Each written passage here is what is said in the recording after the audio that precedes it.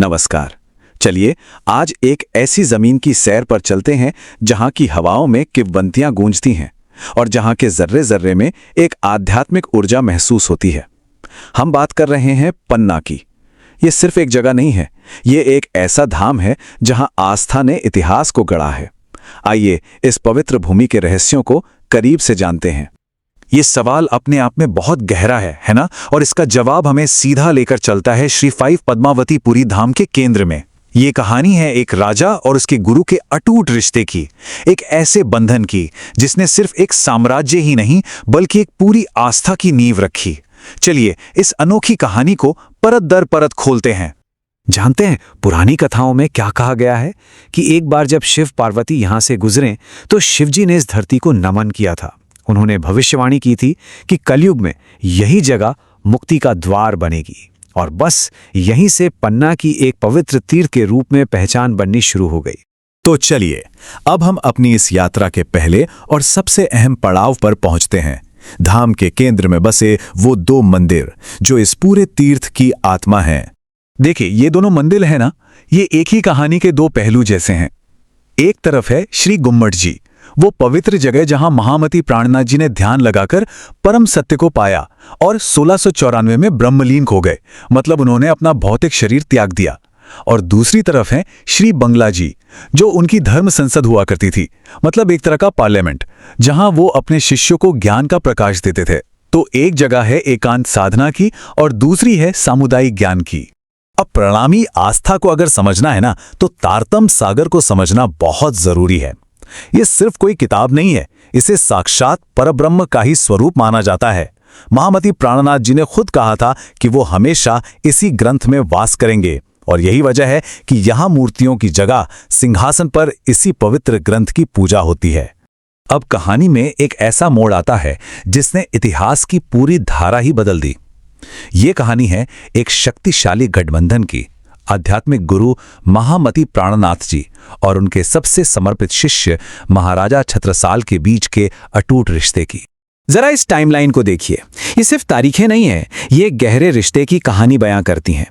सोचिए 1683 में एक राजा अपने गुरु की पालकी को कंधा दे रहा है, फिर 1685 में गुरु उसे जीत की तलवार और समृद्धि के लिए हीरे की खदानों का आशीर्वाद दे रहे हैं, और आखिर में गुरु ही अपने शिष्य का राजतिलक करके उसे एक तरह की डिवाइन सैंक्शन, मतलब दैवीय स्वीकृति दे रहे हैं। ये सिर्फ घटनाएं नहीं है, ये बुंदेलखंड के सुनहरे इतिहास की नींव के पत्थर हैं। चलिए अब धाम की कुछ ऐसी पवित्र चीजों के बारे में जानते हैं जिनमें कहते हैं आज भी दैवीय शक्ति बसती है और जिनसे कई चमत्कारी कहानियां भी जुड़ी हुई हैं। मंदिर के शिखर पर जो ये पंजा साहिब दिखता है ना, ये सिर्फ एक निशान नहीं है, ये महामती प्राणनाथ जी की उन 5 दिव्य शक्तियों को दिखाता है जो पूरे संसार को अपना आशीर्वाद दे रही हैं।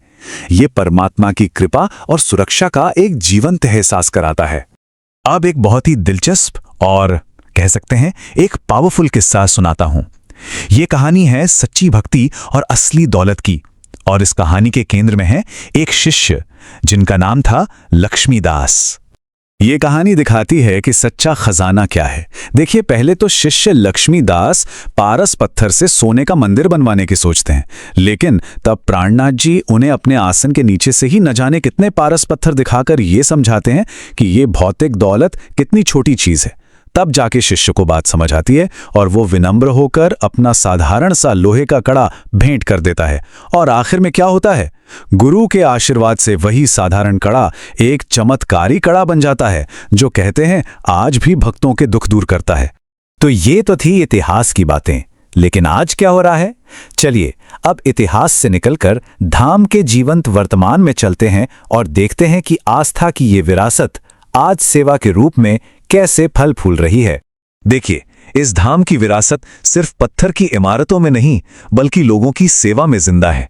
स्क्रीन पर जो ये लिस्ट है ना, ये सिर्फ कुछ नाम नहीं है, ये इस बात का जीता जागता सबूत है कि महामती प्राणनाथ जी की वो करुणा, उनकी वो शिक्षा आज भी लोगों की जिंदगी संवार रही है। चाहे वो मुफ्त इलाज हो, शिक्षा हो या फिर किसी जरूरतमंद को आश्रय देना हो, महामती प्राणनाथ जी का ये जो आह्वान है ये आज भी उतना ही रेलेवेंट है। इसका सीधा सा मतलब है जो सोए हैं वो जागें, जो जागे हैं वो बैठें, जो बैठे हैं वो खड़े हों और जो खड़े हैं वो आगे बढ़ें।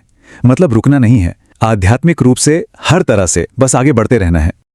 और बस हम आपको इसी एक सवाल के साथ छोड़े जा रहे हैं।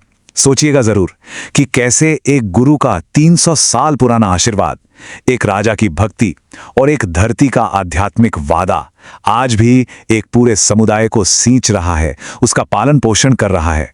शायद इसका पूरा जवाब हमें वहीं पन्ना की यात्रा करके ही मिले। धन्यवाद।